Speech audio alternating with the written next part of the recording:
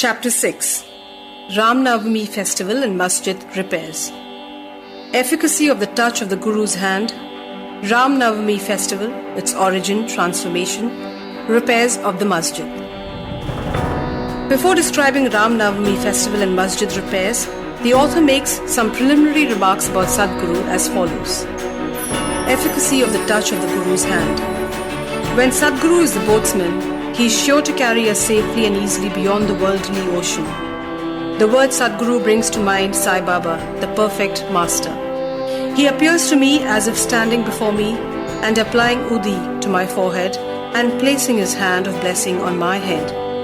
Then joy fills my heart and love overflows through my eyes. Wonderful is the power of the touch of Guru's hand.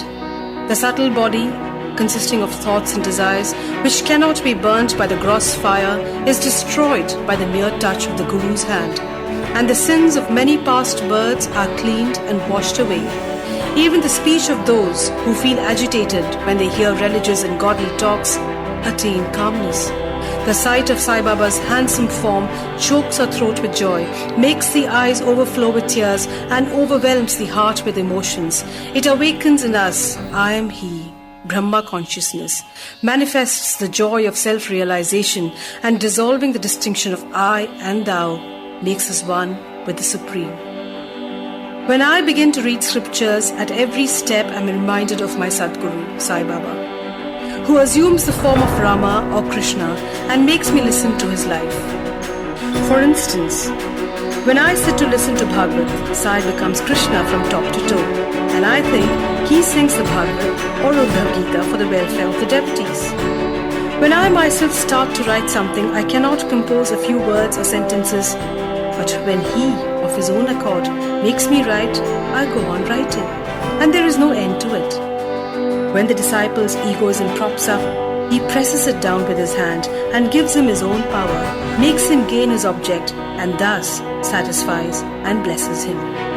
If anyone prostrates before Sai and surrenders heart and soul to him, then all the chief objects of life, dharma, artha, kama, and moksha, are easily attained unsolicitedly. 4 parts of karma, dhyan, yoga, and bhakti lead us separately to God. Of this, the path of bhakti is thorny and full of pits and ditches, and thus difficult to travel. But if you, relying on your Sadguru, avoid the pits and thorns and walk straight, it will take you to the destination, says Sai Baba. After philosophizing about the self-existent Brahma, his power to create the world and the world created, and stating that all these 3 are ultimately one and the same, the author quotes Sai Baba's words, guaranteeing the welfare of the bhaktas. In Baba's words, there will never be any doubt or scarcity regarding food and clothes in my devotee's home. It is my special characteristic that I shall always look to and provide for the welfare of those devotees who worship me wholeheartedly with their minds ever fixed on me. Lord Krishna has also said the same in the Gita. Therefore, strive not much for food and clothes. If you want anything, beg of the Lord. Pronounce worldly honors. Try to get Lord's grace and blessings and be honored in His court. Do not be deluded by worldly honor. The form of the deity should be firmly fixed in the mind. Let all the senses and mind be ever devoted to the worship of the Lord. Let there be no attraction for any other thing. Fix the mind in remembering me always, so that it will not wander elsewhere, towards body, wealth and home. Then it will be calm, peaceful and carefree. This is a sign of the mind being well engaged in good company. If the mind is vagrant, it cannot be called well merged in Him. After quoting these words, the author goes on to relate the story of Ram Navami festival in Shirdi. As Ram Navami is the most celebrated festival at Shirdi, another fuller account as published in Shirdi Sai Leela magazine is also referred to, and a summary of the festival as related in both these accounts is attempted here. Origin. One Mr. Gopal Rao Gund was a surveyor in survey department at Kopargaon. He was a great devotee of Baba. He had 3 wives but had no issue. With Sai Baba's blessings, a son was born to him. In the joy that he felt due to this, the idea of celebrating a fair or urus occurred to him in the year 1897, and he placed it for consideration before other Shirdi devotees, Tatya Patil, Dada Kote Patil, and Madhav Rao Deshpande, also known as Shama. They all approved of the idea and got for it Sai Baba's permission and blessings. Then, an application for getting the collector's sanction for celebrating the urus was made. But as the village Kulkarni reported against holding the fair, the sanction was refused. But as Sai Baba had blessed it, they tried again and ultimately succeeded in getting the collector's sanction.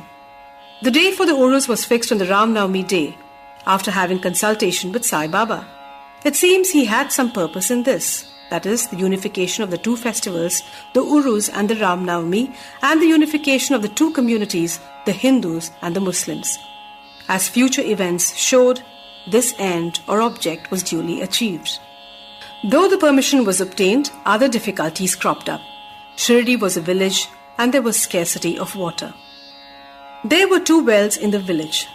The one in use dried up soon and the water from the second was brackish. This brackish water was turned sweet by Sai Baba by putting flowers into it. As the water of this well was insufficient, Tatya Patil had to arrange to get water from outside. Temporary shops were to be constructed and wrestling bounds arranged. Gopal Rao Gund had a friend by name Damu Anakasar of Ahmednagar. He also was similarly unhappy in the matter of progeny, though he had 2 wives. He too was blessed by Sai Baba with sons, and Mr. Gund prevailed upon his friend to prepare and supply 1 flag for the procession of the fair. He also succeeded in inducing Mr. Nana Sahib Nimonkar to supply another flag. Both these flags were taken in procession through the village and finally fixed at the 2 corners of the masjid, which is called by Sai Baba as Dwarka Mai. This is being done even now. The Chandan procession. There was another procession which was started in this fair. The idea of Chandan procession originated with one Mr. Amir Shakkar Dalal, a Muslim Bhakta from Kurla. This procession is held in honor of great Muslim saints. Chandan paste and scrapings are put in the thali and carried with incense burning before them in procession to the accompaniment of band and music through the village. And then, after returning to the masjid, the contents of the dishes are thrown on the nimbar and walls of the masjid with hands. This work was managed by Mr. Amir Shakkar for the first 3 years and then later by his wife. So on the same day, the 2 processions, the flags by the Hindus and the Chandan by the Muslims, went on side by side and is still going on without any problem. Arrangement. This day was very dear and sacred to the devotees of Sai Baba. Most of them turned up for the occasion and took part in the management of the fair. Tatya Kote Patil looked to all outward affairs, while the internal management was entirely left to Radha Krishna Mai, a female devotee of Baba. Her residence was full of guests on the occasion, and she had to look after their needs and also arrange for all the paraphernalia of the fair. Another work which she willingly did was to clean and whitewash the entire masjid, its wall and floor, which were blackened and were full of soot on account of the ever-burning dhuni of Sai Baba. This work she did during the night, when Sai Baba went to sleep every alternate day in the Chavadi. She had to take out all the things, including the dhuni, and after thorough cleaning and whitewashing, replace them as they were before. Feeding the poor, which was so dear to Sai Baba, was also a great item in this fair. For this purpose, cooking on a grand scale and preparing various sweet dishes was done in Radha Krishna Mai's lodging, and various rich and wealthy devotees took a leading part in this affair. Transformation of Urus into Ram Navami festival. Things were going on in this way and the fair was gradually increasing in importance till 1912 when a change took place. That year, one devotee, Mr. Krishna Rao Jogeshwar Bhisham, the author of Sai Sagunapasana, came for the fair with Dada Sahib Kharpade of Amravati and was staying on the previous day in the Dikshit Vada. While he was lying on the veranda and while Mr. Lakshman Rao alias Kaka Mahajali was going with puja materials to the masjid, a new thought arose in his mind, and he accosted the latter thus. There is some providential arrangement in the fact that the Urus of fair is celebrated in Shirdi on the Ram Navami day. the Ram Navami day is very dear to all the Hindus, then why not begin the Ram Navami festival, the celebration of the birth of Sri Ram, on this day here? Kaka Mahajani liked the idea, and it was arranged to get Baba's permission in this matter. The main difficulty was how to secure a Haridas who would do the kirtans and sing the glories of the Lord on this occasion. But Bhishma solved this difficulty by saying that his Ram Akhyan, the composition on Rama's birth, was ready, and he would do the kirtan himself, while Kaka Mahajani should play on the harmonium. It was also arranged to get the Suntavada, which is the ginger powder mixed with sugar, as prasad, was prepared by Radha Krishna Mai. So they immediately went to the masjid to get Baba's permission. Baba, who knew all the things and what was happening there, asked Mahajani what was going on in the Vada. Being rather perturbed, Mahajani could not understand the importance of the question, and he remained silent. Baba then asked Bhishma what he had to say. He explained the idea of celebrating Ram Navami festival and asked for Baba's permission, and Baba gladly gave it. All rejoiced and made preparations for the Jayanti festival. Next day, the masjid was decorated with buntings. A cradle was supplied by Radha Krishna Mai and placed in front of Baba's seat, and the proceedings started. Bhishma stood up for kirtan and Mahajani played on the harmonium. Sai-Baba sent a man to call Mahajani. Mahajani hesitated, doubting whether Baba would allow the festival to go on. But when he went to Baba, the latter asked him what was going on and why the cradle was placed there. He answered Ram Navami festival had commenced and the cradle was put on for that purpose. Baba took a garland from the nimbar and placed it around his neck and sent another garland for Bhishma. Then the kirtan commenced. When it came to a close, sounds of victory to Ram went up, and gulal, red powder, was thrown all around amidst band and music. Everybody was overjoyed when suddenly a roar was heard. The red powder, thrown promiscuously, went up and somehow fell into Baba's eyes. Baba got wild and began to scold and abuse loudly. People got frightened by this and began to take to their heels. The intimate devotees who knew Baba well took these scoldings and outpourings of Baba as blessings in disguise. They thought that when Ram was born, it was proper for Baba to get wild and enraged to kill Ravan and his demons in the form of egoism and wicked thoughts. Besides, they knew that whenever a new thing was undertaken at Shirdi, it was usual with Baba to get wild and angry, and so they kept quiet. Radha Krishna Mai was rather afraid and thought Baba might break the cradle, and she asked Mahajani to pull the cradle back. When he went to loosen and unfasten the cradle, Baba went to him and asked him not to remove it. Then after some time, Baba became calm, and that day's program, including Mahapuja and Arati, was finished. Later on, Mr. Mahajani asked Baba for permission to remove the cradle. Baba refused the same, saying the festival was not yet finished.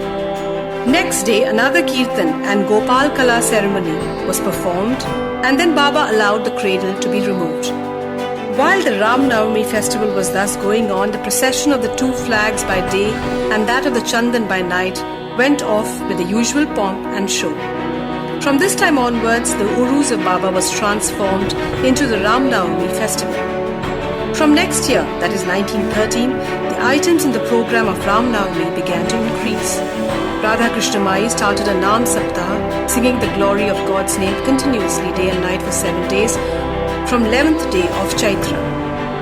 For this, all devotees took part by turns, and she also joined in sometimes early in the morning. As Ram Navami festival is celebrated in many parts all over the country, the difficulty of getting a Haridas was felt again. But 5 or 6 days before the festival, Mahajani incidentally met Balabua, who was known as modern Tukaram, and got him to do the kirtan that year. The next year, in 1914, another Balabua Satarkar of Birhat Siddhat Kavathe in district Satara could not act as a Haridas in his own town, as plague was prevailing there, and he came to Shirdi. With Baba's permission, which was secured through Kaka Sahib Dikshit, he did the kirtan and was sufficiently recompensed for his labour. The difficulty of getting a new Haridas every year was finally solved from 1914 by Sai Baba, as he entrusted this function to Das Ganu Maharaj permanently, and since then he has been successfully and creditably conducting that function so far. Since 1912, this festival began to grow gradually year by year. From the 8th to the 12th of Chaitra, Shirdi looked like a beehive of people. Shops began to increase, celebrated wrestlers took part in wrestling bouts, feeding of the poor was done on a grander scale. Hard work and sincere efforts of Radha Krishna Mai turned Shirdi into a sansthan. A beautiful horse, a palanquin, chariot and many silver items, utensils, pots, buckets, pictures, mirrors were presented. Elephants were also sent for the procession. Though all this increased enormously, Sai Baba ignored everything and maintained his simplicity and modesty as before. It is to be noted that both the Hindus and Mohammedans have been working in unison in both the processions during the entire festival, and there has been no confrontation or quarrel between them at all so far. First, about 5,000 to 7,000 people used to gather, but that figure went up to 75,000 in some years. Still, there was no outbreak of any epidemic disease nor any riots worth the name during the past many years. Repairs to the masjid. Another important idea occurred to Gopal Gund. Just as he started the urus of fair, he thought he should repair and renovate the masjid. So, in order to carry out the repairs, he collected stones and got them dressed. But this work was not assigned to him. This was reserved for Nana Sahib Chandokar and the pavement work for Kaka Sahib Dikshit. Initially, Baba was unwilling to allow them to have these works done, but with the intervention of Mahal Sapati, a local devotee of Baba, his permission was secured. Baba took a small gaddi for his seat, discarding the usual piece of sackcloth used until then. In 1911, the Sabha Mandap was also put in order with great labour and effort. The open space in front of the masjid was very small and inconvenient. Kaka Sahib Dikshit wanted to extend it and put a roofing on it. At great expense, he got iron posts, pillars and trusses and started the work.